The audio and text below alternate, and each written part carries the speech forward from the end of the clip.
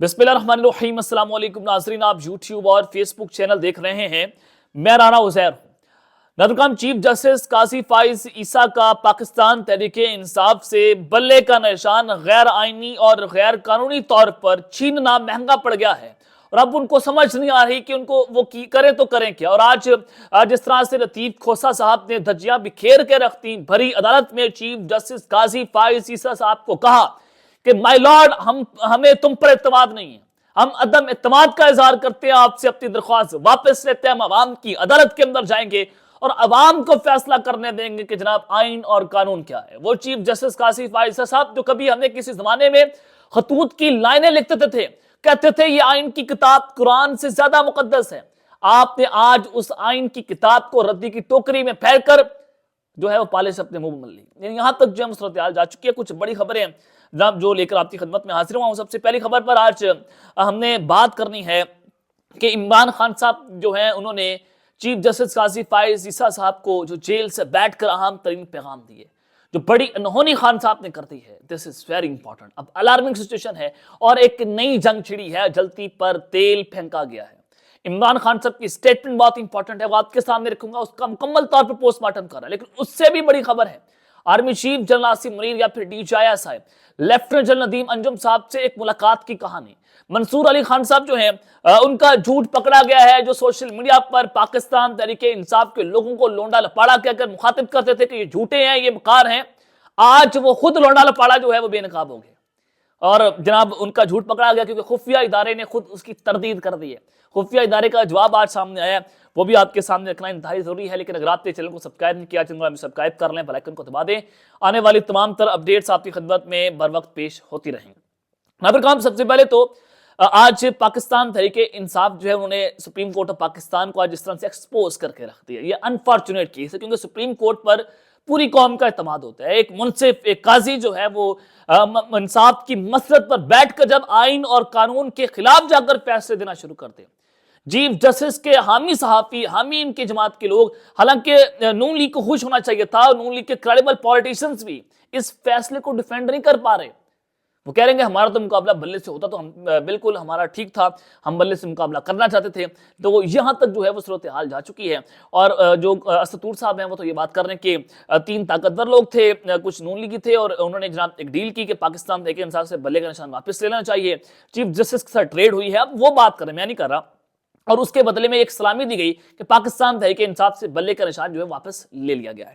تو خیر، پاکستان تحریک انصاف کی رہنما بیرسٹر گوہر علی خان صاحب نے کہا کہ سپریم کورٹ کے فیصلے کے باوجود الیکشن کا بائیکاٹ نہیں کریں گے۔ اب یہی اصل پلان ہے کہ جب بلے کا نشان واپس لیا گیا تو سمجھا یہ جا رہا تھا، کیلکولیشنز یہ تھیں کہ پاکستان تحریک انصاف بلے کے نشان آؤٹ ہو گئی ہے، وہ آزاد حیثیت سے الیکشن نہیں لڑے گی، وہ الیکشن کا بائیکاٹ کر دے گی۔ جب الیکشن کا بائیکاٹ ہوگا ہم تو کہیں گے کہ پاکستان تحریک انصاف والے جو ہیں وہ الیکشن سے بھاگے، ان کو عوام کی جو ہے وہ ان کی مقبولیت زیرو تھی، وہ صرف سوشل میڈیا کی حد تک جو ہے وہ سارا کچھ تھا۔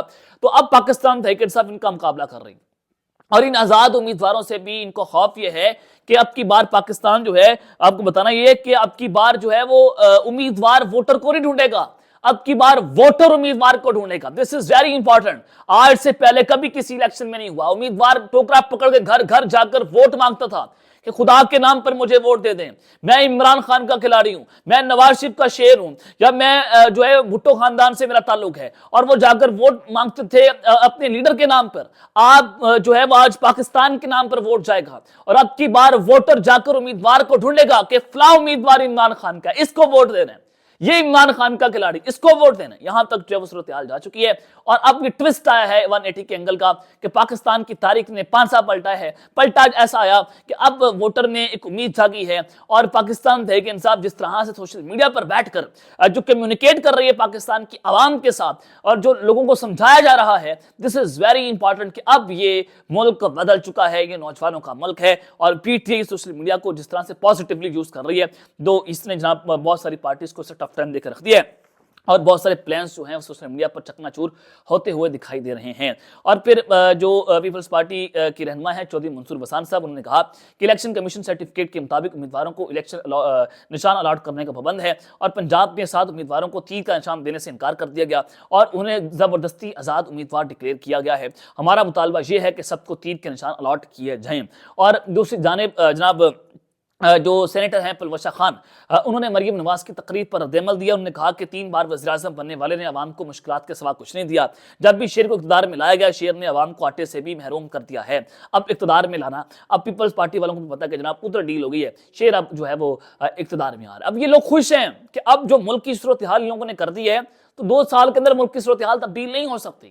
یہ آپ نے سمجھتے ہیں. اور مریم نواز آئیں، جماعت شریف صاحب آئیں، شہباز شریف صاحب آئیں، اور ان کو ملنا 2 سال نہیں، 2 سال کے بعد پھر نہیں حکومت آنی، کیونکہ اسٹیبلٹی نہیں ہوگی. پاکستان تحریک انصاف جو ہے پھر سڑکوں پہ ہوگی. کبھی نہ کبھی تو عمران خان سے باہر آنا ہے. یہ تو 10 سال 15 سال کے لیے عمران خان کو جیل میں تو نہیں ڈال سکتے. عمران خان نے کبھی نہ کبھی تو ملک سے جیل سے باہر نکلنا ہے. وہ جیل سے باہر نکل کر ان کی ایسی کی تیسی پھیر کے رکھ دے گا. وہ happy birthday to you نہیں کرے گا بنی گالا میں جا کر یا زمان پارک میں بیٹھ کر. وہ ان کی منجی ٹھوک کے رکھ دے گا اور وہ آپ اس سے سنبھال نہیں سکیں گے. پھر صورتحال جب خراب ہوگی پھر اس کو کیسے سنبھالیں گے؟ پھر تو لوگ جا کے کھل جائیں گے، لوگ بلا خوف سڑکوں کے اوپر نکلیں گے. اب جو صورتحال ہے اب اس نے بھی جا کے کھول کے رکھ دی ہے. تو اس سے سمجھنے کی ضرورت یہ ہے کہ عمران خان صاحب کو بھی جو ہے وہ 2 قدم پیچھے جانا چاہیے، طاقتوروں کو بھی 2 قدم پیچھے جانا چاہیے. اس سے پاکستان کا فائدہ ہے، الٹیمیٹلی پاکستان کا فائدہ ہے. اور ہمیں پاکستان کا فائدہ سوچنا چاہیے، نہ کہ عمران خان کا فائدہ ہو، نہ نواز کا فائدہ ہو، نہ شہباز کا فائدہ ہو. یہ پاکستان ہوگا تو یہ لوگ ہوں گے، پاکستان ہوگا تو ہم ہوں گے. پاکستان فرسٹ، پاکستان کھپے کا نعرہ ہمیں جو ہے وہ لگانا چاہیے. تو ساری چیزیں آپ کے سامنے ہیں. تو عمران خان صاحب نے اڈیالہ جیل سے بیٹھ کر جو بڑی انہونی کر دی اور ایک نئی جنگ کا آغاز ہوا ہے. چیف جسٹس قاضی فائز عیسیٰ صاحب، ان کا فیصلہ آپ کے سامنے. پوری قوم جس طرح سے ان کو ٹرول کر رہی ہے، اور آج سپریم کورٹ میں جناب صحافیوں کو اندر جانے کی اجازت نہیں دی گئی. اور اتنی ہمت اگر قاضی فائز عیسیٰ صاحب میں ہوتی تو آج وہ کیس کی لائیو جو ہے مچراتے. اب ان کو ٹرولنگ کا اندازہ ہو گیا. اب ان کو اس ٹرولنگ کے خوف سے وہ جناب انہوں نے بہت سارے صحافیوں کو اندر آنا منع کر دیا، جو کہ سپریم کورٹ کے سابق جو ہے وہ صدر رہ چکے ہیں بار ایسوسیشن کے. ان کو آج روک دیا گیا. محسن اجاز غالباً ان کا نام ہے، صحافی ہیں. اور پھر بہت سارے صحافیوں کو روکا گیا. تو ان کو اندر جانے کی اجازت کیوں نہیں تھی؟ کیا خوف تھا؟ کیا وہ رپورٹ کرنے جا رہے؟ تو کیا آج صورتحال سپریم کورٹ میں بنی ہوئی تھی؟ تو دس از ویری امپورٹنٹ. خیر، جناب عمران خان صاحب نے آج جو بات کی ہیں وہ بڑی امپورٹنٹ ہے. خان صاحب نے قاضی فائز صاحب کو جیل سے بیٹھ کر ایک بہت بڑا اور اہم ترین پیغام دیا. انہوں نے بہت بڑی انہوں نے کر دیا. خان صاحب نے کہا کہ میرے ساتھ جو کچھ ہو رہا ہے وہ ڈونلڈ لو اور جنرل باجوہ کو ایکسپوز کرنے پر ہو رہا ہے. اب ایک طرف تو خان صاحب ایکسپوز والی بات بھی کرتے ہیں کہ میں نے ان کو ایکسپوز کر دیا ہے اور یہ ان کو بچانے کے لیے سارا کچھ میرے خلاف ہو رہا ہے. اور دوسری طرف وہ یہ بھی کہتے ہیں کہ اگر آپ regime change operation, general Bajwa صاحب نے ان کو بلا کر کہا تھا کہ اگر آپ رجیم چینج آپریشن کے خلاف اپنا احتجاج بند کر دیں گے تو آپ کو 2/3 اکثریت دے دی جائے گی. تو یہ دونوں چیزیں جو ہیں وہ اگر آپ ڈاٹ سے ڈاٹ کریں آپ کو بہت سی چیزیں شاید واضح بھی ہو جائے کہ کہاں تک چیز صورتحال جا سکتی ہے. اور انہوں نے کہا کہ افسوس ہے کہ سپریم کورٹ بھی لندن پلان کے تحت جو ہے وہ چل رہی ہے اور واحد آدمی میں ہوں جو 27 سال جدوجہد کر کے یہاں پہنچا ہے. اور جو سب سے امپورٹنٹ بات خان صاحب نے چیف جسٹس قاضی فائز عیسیٰ صاحب کے لیے کی، انہوں نے جناب قرآن کی ایک آیت جو ہے وہ کوٹ کی. اور انہوں نے کہا کہ میں چیف جسٹس سے کہنا چاہتا ہوں کہ قرآن کے 5ویں پارے کی 8ویں آیت پڑھ لیں.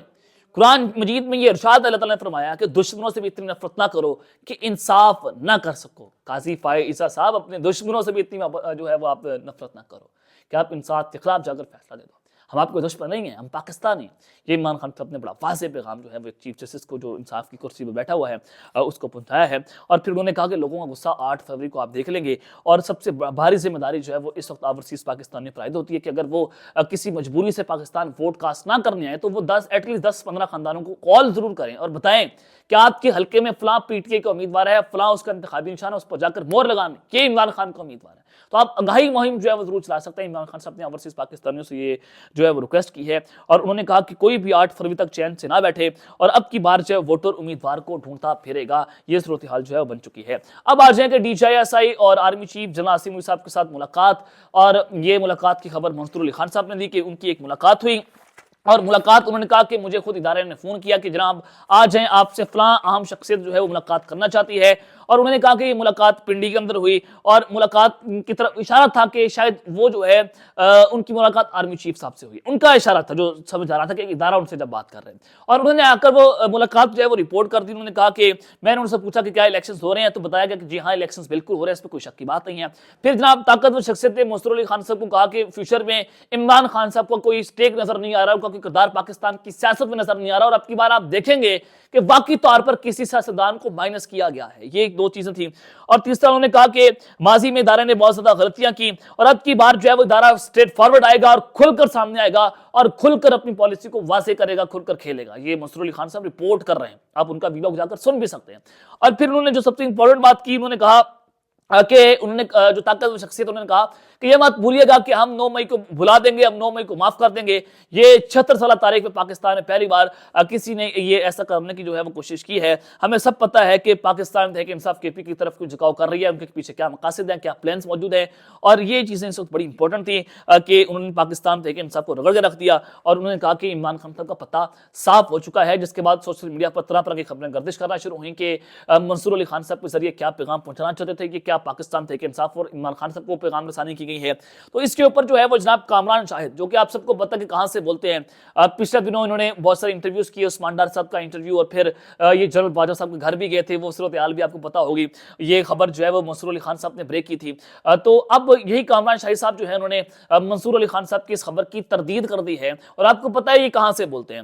یہ آپ سکرین کے اوپر جناب دیکھ سکتے ہیں کہ یہ وجہ سمی ایک اکاؤنٹ ہے، انہوں نے کہا کہ ڈی جی آئی ایس آئی نے منصور علی خان صاحب سے ملاقات کی ہے، اور مستقبل میں عمران خان سمیت انہوں نے کہا کہ کوئی بھی اس وقت نظر نہیں آ رہا، جو وہی ولاگ ان کا انہوں نے لکھا۔